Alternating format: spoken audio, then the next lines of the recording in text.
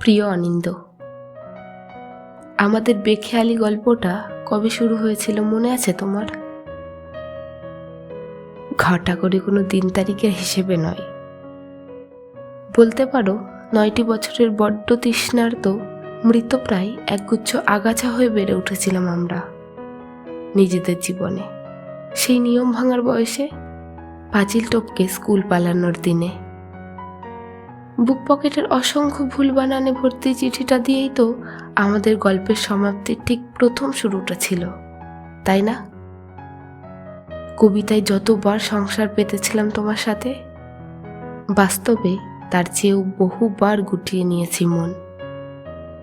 এই তো সেদিনই আমার দুহাতের মুঠো ভর্তি সোনালি রঙের অবাধ্য আলো হয়েই যেন ছিলে তুমি, যার বিকেলে রোদ পড়ে আসার সময়ে ব্যয়বহুল অবসরের ভাগিদার হতাম অল্পক্ষণ।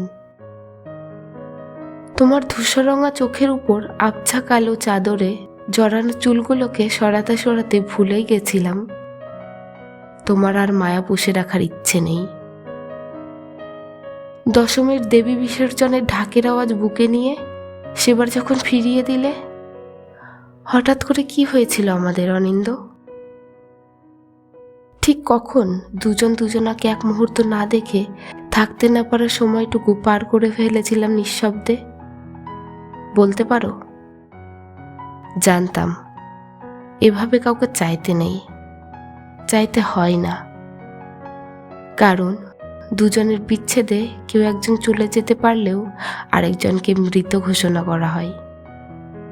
আর ভীষণ অপমানের এই মৃত্যু নিয়েই তাকে অনন্তকাল নিজেকে ভেবে নিতে হয় প্রাপকহীন কোনো খামে গুজে দেওয়া প্রত্যাখ্যাত ফুলের মতো, যার প্রয়োজন ফুরল প্রায়।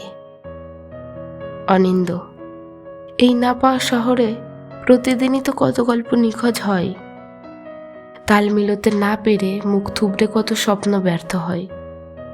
তবে আমাদের ভুল কি ছিল?